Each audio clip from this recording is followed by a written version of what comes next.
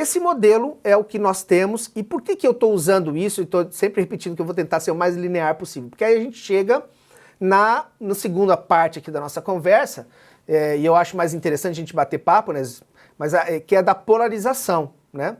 Aí o que acontece com a polarização hoje, né? Por que nós estamos nessa situação? Aí, primeiro, porque a despeito do modelo que nós optamos, existe uma... Eu vou voltar um passo atrás numa característica mesmo sociológica ou antropológica e cultural da nossa vida como brasileiros, né?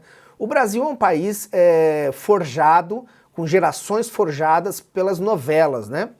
É um país extremamente católico, foi forjado também por gerações católicas, e mesmo que o catolicismo cai hoje, cada ano ele diminui a quantidade de católicos no Brasil, nós temos uma quantidade gigantesca de cristãos, que eles fazem, são outras interpretações, mas todos estão debaixo do mesmo Deus, Jesus, né? E então, essas duas características deram pra gente, como brasileiros, um aspecto de luta do bem contra o mal. A gente vive permanentemente na luta do bem contra o mal. Na novela é o bem contra o mal. Na religião é Deus contra o diabo, né? E nós vivemos o tempo todo nesse formato. De certa forma, a nossa mentalidade ela é mais facilmente captada por esse tipo de discurso, né? Isso facilita o processo, né? Facilita a interpretação. Quando o processo democrático voltou no Brasil, se dizia muito, tinha aquelas festas, os shows, né? Aqueles comícios gigantescos. Eu já fiz muita campanha eleitoral, em assessoria, já trabalhei, já fiz comício com Daniel, Chitãozinho Chororó, com uns caras enormes e tal. Eram shows espetaculares. E sempre se dizia da festa da democracia. A democracia é uma festa. Então, por quê? Porque eram elementos que o brasileiro entendia, né? Então era mais fácil eu me envolver numa festa do que num processo eleitoral, certo? E o brasileiro foi, de fato, se envolvendo cada vez mais com essa festa, né? Mas sempre com essas ideias dicotômicas. Quando o governo Lula ele assume o poder, por uma estratégia muito mais política eleitoral, os partidos de esquerda, especialmente, mas o Lula especialmente, é só pegar os discursos, né? As estratégias de comunicação, ele aprofundou essa diferença do nós e eles, né? Quem aqui não se lembra quando a Gol, companhia aérea, surgiu e o número de voos foi crescendo e as pessoas começaram a voar pela primeira vez, aqueles debates inócuos, horríveis, né? De dizer que os ricos estão incomodados porque os pobres estão voando. E quando, na verdade, aquilo era muito mais um discurso político eleitoral. Você pode até pontualmente ter um caso de um cara que não gostou, né? Mas isso sempre tem, né? Mas ele foi muito mais uma ideia de uma estratégia política eleitoral para separar dois governos iguaizinhos. Aí com essa provocação, né? Fernando Henrique e Lula são dois governos social-democratas, né? Com algumas coisas diferentes, tá? Mas o Fernando Henrique investiu, por exemplo, em agências reguladoras. Eu olhei os clientes de vocês, que eu pedi para o Adriano isso, né? E os clientes de vocês são clientes estratégicos e altamente regulados, né? Seja pela legislação, seja pelas agências reguladoras. O Lula apostou em uma outra, estou falando de configuração do Estado, né? Apostou numa outra, centralizou algumas coisas um pouquinho mais, mas manteve o padrão. Então você tem dois caras, tanto é que eles se abraçam hoje, porque na verdade sempre foram a mesma coisa. Então a luta política eleitoral, essa coisa de inimigos, foi uma artificialidade criada para uma manutenção mesmo de poder, porque eleitoralmente era interessante isso. Só que o brasileiro, ele foi se aprofundando, até que nós chegamos nos dias atuais, né? E o que a gente teve nos dias atuais? Vamos falar, quando a gente fala de dias atuais, eu estou falando de já a eleição de Dilma, né? Então, quando saiu, nós tivemos Fernando Henrique com 2 mandatos, Lula com 2 mandatos. Quando veio a Dilma, essa polarização já existia. E ela toma uma proporção épica quando acontece o impeachment da Dilma. E por que uma proporção épica? Porque aí você teve, nessa mistura, nesse caldo que eu estou querendo transmitir para vocês, uma combinação de aspectos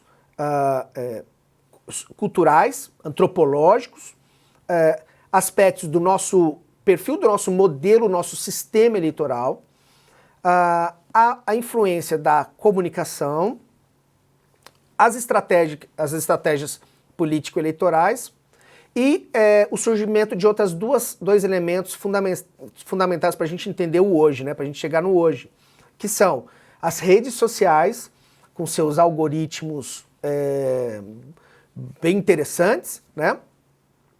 E não é o surgimento, né? Porque isso já existia, mas o retorno da voz de uma parcela da população que é mais, digamos, conservadora, né? E autoritária.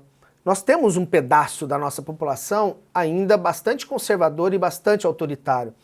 Conservadora nos costumes e autoritária por não ser tão afeita ao diálogo, né? Não ter sido treinada ao diálogo, ao sentar na mesa e respeitar as diferenças, né? Por quê? Porque você pode pegar... Quem são essas pessoas? Aí entram as pesquisas já, né? São pessoas um pouco mais velhas. Parte delas viveram durante o regime da ditadura militar. E tinham uma falsa impressão também de que naqueles tempos da ditadura não tinha violência, não tinha esse negócio de LGBTI, não tinha nada disso, não tinham essas demandas de como é que pode um transgênero querer um banheiro específico, ou querer frequentar um banheiro.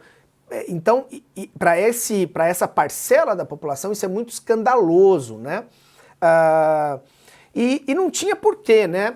Porque, primeiro, que o mundo era diferente, e segundo, porque a gente não tinha liberdade de expressão, né? Porque corrupção existia da mesma forma entre os militares, né? Ainda mais num processo de extrema estatização, né, que existia.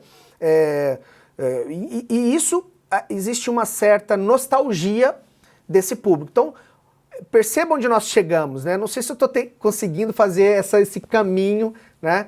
Mas perceba onde nós chegamos. Nós chegamos numa situação de uma polarização muito forte. Essa polarização, ela é estimulada e ela é alimentada pelas redes sociais, alimentada por estratégias político-eleitorais que utilizam as redes para fazerem isso, né? Ela não nasceu hoje, tá certo? Ela nasceu bem atrás também, como eu já disse, mas ela dá voz para pessoas que não tinham mais essa voz, né? Nós já vivíamos um processo de hiperinflação, né? Uma crise econômica batendo a porta, por muitas razões, tá? Entre elas, a gente tem que dizer mesmo, incompetência, uma forma de gerir as coisas, de se relacionar com o Congresso equivocadas. Então, nossa eleição foi muito anti-PT. Aí nós vivemos o que hoje? Sempre o anti. Aí nós chegamos hoje, tá? Eu tô dentro do meu tempo aqui, eu preciso... 9h15 eu termino mais ou menos, para aí a gente bater papo 9h10, 9h15. Aí nós chegamos no tempo atual, né? Que tempo é esse, né? É um momento realmente muito polarizado, mais radicalizado, que faz com que as pessoas que estão no meio desse caminho... Você tem lá 30% de um lado, 30% do outro, e isso na média, né? Você tem 40% ali no meio, 30%, 40% no meio. Quem decide as eleições são esses 30%, 40%, né? Normalmente. E essas pessoas chegam a ter medo, né? Tem medo. Tem gente falando, não, eu vou tocar minha vida aqui, eu não quero saber disso, Tem aqueles que foram cooptados para um lado ou para o outro, né, da radicalidade, e a radicalidade nunca é boa, porque o diálogo termina. Eu posso, eu não sei quantas pessoas tem aqui, mas eu posso bater uma aposta com vocês, que vocês já viveram discussões familiares, ou discussões no WhatsApp, né, e eu já vejo até gente assim, lá nos Estados Unidos tem um pouco dessa tradição em alguns estados, né, o cara é republicano, a filha começa a namorar, a primeira pergunta não é se o cara trabalha ou se ele estuda, não, ele é republicano ou ele é democrata?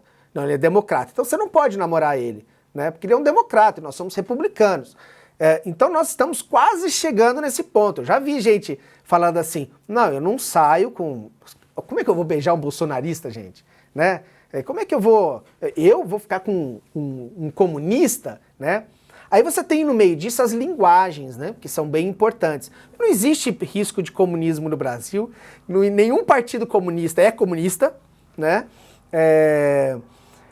E da mesma forma, nós ainda não está claro, né, não existe tanta certeza de que existe um partido fascista no Brasil, né? Você pode ter alguns grupos que têm as características de um lado ou de outro, de fato existem.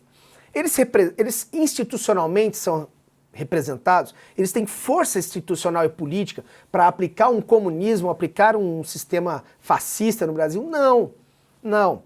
Só que quando a gente está no meio desse transtorno, tudo, dessa luta, às vezes nos dá uma sensação de que, olha, 7 de setembro vai ter golpe, por mais que tenha pessoas crentes que eu vou lá para Brasília para entrar mesmo no STF, vou quebrar tudo, né? Mas ainda, né, eu ainda sou otimista, porque eu acho ainda as nossas instituições ainda estão fortes, né? E as pessoas que hoje desejam um pouco mais, que radicalizam o discurso nesse ponto, de novo, fazem parte daqueles um pouco mais conservadores, um pouco mais autoritários e que não estão entendendo o mundo, né, atual. Que país hoje como o Brasil, vamos fazer uma brincadeira aqui, eu não gosto de fazer isso, mas é só um cenário, né? Imagina o Brasil ter um golpe militar, né, e a gente fecha o STF, o Congresso, com que país o Brasil vai se relacionar economicamente, né, diplomaticamente? Você pode ter o Irã, aí você vai ter uns párias assim que podem gostar do negócio, mas Rússia, né? Agora eu vou aproveitar para tirar a influência americana aqui, isso vai ter. Mas que sociedade como a nossa, empreendedora, capitalista, é sim liberal, só que é uma sociedade ao mesmo tempo sensível para causas sociais. Nós não queremos, nós temos isso, mas nós não desejamos essa situação em que o Brasil vive hoje. Você fala assim, é a 8ª economia do mundo. Nossa, que beleza. Não, nós estamos no 64º ou 5º lugar de distribuição. Então, o que adianta você ser o 7º, 8º, se você está no número 65 na distribuição? Então, as pessoas não querem a desigualdade. Se você perguntar para qualquer brasileiro médio, ele não quer desigualdade. E ao mesmo tempo ele quer ter liberdade de empreender, de fazer a coisa lá na esquina dele. Nossa, eu moro em uma cidade pequena, Vinhedo. Outro dia eu errei a rua, fui para uma rua sem saída, tinha uma plaquinha assim, vendo almôndega, não sei do que. Achei lindo aquilo. As pessoas querem empreender e fazer e criar. Então, é uma sociedade que nos dá uma impressão de que ela toda está autoritária, toda está radicalizada, mas esses 30%, 40% estão em silêncio aguardando alguma coisa acontecer, né? E parte desses 30, aí vamos entrar na parte final aqui do nosso cenário, né, para a gente poder bater papo, escutá-los, e parte desses 30 estão esperando a famosa tal da terceira via. Existe isso. Mas por que eu vou sair gritando? Porque se eu grito no WhatsApp da minha família terceira via, nossa senhora, por que eu vou fazer isso? Aí as pessoas às vezes me perguntam assim, mas não tem terceira via. É um ou outro mesmo, e vai ser assim. E eu sempre falo assim, gente, imagina que você é um representante da terceira via. Há 13, 14 meses da eleição, você vai chegar e falar assim, eu tô aqui para ficar 14 meses apanhando dos dois lados? Então tem uma questão também de composição político-partidária, tem questões estratégicas envolvidas, você tem um ou outro ator que optou por esse posicionamento de enfrentamento, de se apresentar como terceira via, mas você tem outros 2, 3 caras que estão esperando coisas, né, acontecerem. E aí, nós chegamos hoje, né?